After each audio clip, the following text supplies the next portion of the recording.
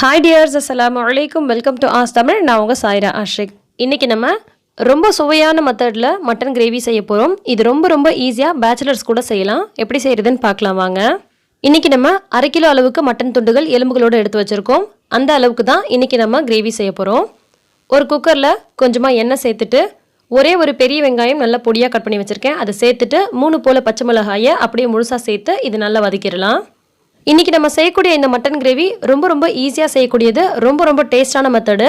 சமைக்க தெரியாதவங்க கூட கொஞ்சம் ஈஸியாக செய்கிற மாதிரியான ஒரு மட்டன் கிரேவி தான். நிறைய பொருட்கள் எதுவும் இல்லாமல் ரொம்ப சிம்பிளான பொருளை கொண்டு செஞ்சுருக்கோம்.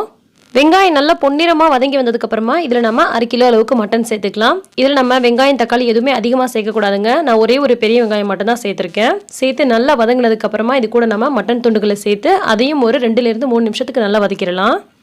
இந்த மாதிரி எண்ணெயிலே மட்டன் துண்டுகள் நல்லா கொஞ்சம் நேரத்துக்கு வதங்கணும். இந்த மாதிரி நல்லா வதங்கும்போது இந்த மட்டன்லேருந்து தண்ணி நல்லா விட ஆரம்பிக்கும்.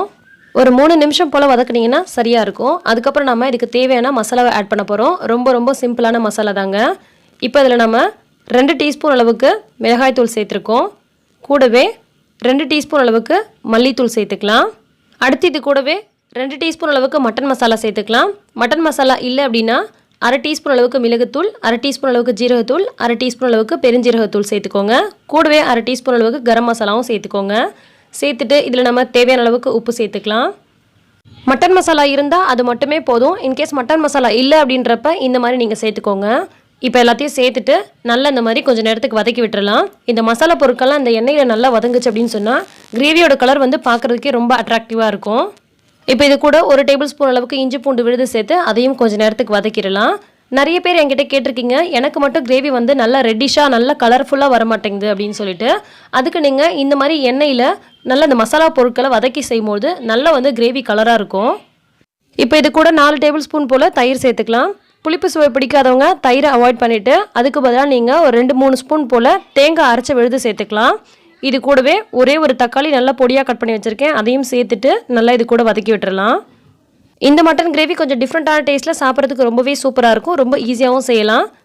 நான் சொன்ன மாதிரி புளிப்பு சுவை பிடிக்கிறவங்க தயிர் சேர்த்துக்கோங்க. புளிப்பு சுவை வேண்டாம் அப்படின்னு நினைக்கிறவங்க அதுக்கு பதிலாக ஒரு 3 ஸ்பூன் போல் தேங்காய் அரைச்ச விழுது சேர்த்துக்கோங்க. அதுவும் ரொம்ப ரொம்ப சூப்பராக இருக்கும். இப்போ இது கூட ஒரு 1/2 டம்ளர் அளவுக்கு மட்டும் தண்ணி சேர்த்துட்டு மறுபடிக்கும் இதை நல்லா எல்லாத்தையும் மிக்ஸ் பண்ணி விட்டுக்கலாம். இந்த சமயத்தில் உப்பு காரம்லாம் சரியாக இருக்குதான்னு செக் பண்ணிக்கோங்க. இன்கேஸ் உப்பு பத்தலை அப்படின்னு சொன்னால் இந்த சமயத்தில் போட்டுக்கலாம். இப்போ நல்லா கொதி வர ஆரம்பிச்சதுக்கு அப்புறமா குக்கரோட மூடியை போட்டு 8 விசில் வரைக்கும் விட்டுக்கலாம். 6 அல்லது 7 விசில் கூட போதும். இருந்தாலும் நீங்கள் ஒரு 8 விசில் போல் விட்டிங்கன்னா கறி நல்லா பஞ்சு போல் சாஃப்டாக வெந்து சாப்பிட்றதுக்கு ரொம்பவே நல்லாயிருக்கும்.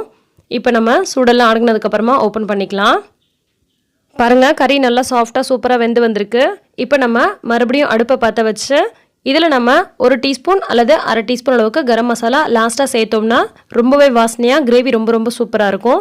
ஸோ கடைசியாக ஒரு 1/2 ஸ்பூன் அளவுக்கு கரம் மசாலா சேர்த்து நல்லா மிக்ஸ் பண்ணி விட்டுட்டு அடுப்பை அணைச்சிட்டு அப்படியே சுட சுட சர்வ் பண்ண வேண்டியதான்.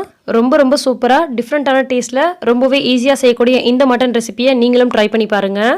இந்த மெத்தடில் மட்டன் கிரேவி மட்டும் இல்லைங்க, சிக்கன் கிரேவியும் நீங்கள் இதே மாதிரியே ட்ரை பண்ணலாம். அதே மாதிரியே மட்டனில் இருக்கக்கூடிய அந்த ஈரல் எடுப்பீங்க இல்லையா, அந்த மாதிரி எடுக்கிறப்ப இந்த மாதிரி ட்ரை பண்ணலாம். ரொம்பவே சூப்பராக இருக்கும். இந்த ரெசிபி நீங்கள் ட்ரை பண்ணிவிட்டு எப்படி வந்துச்சுன்னு கமெண்ட் பண்ணுங்கள். இந்த ரெசிபி உங்களுக்கு பிடிச்சிருந்தா லைக் பண்ணி மற்றவங்களுக்கும் ஷேர் பண்ணுங்கள். எல்லா புகழும் இறைவனுக்கே.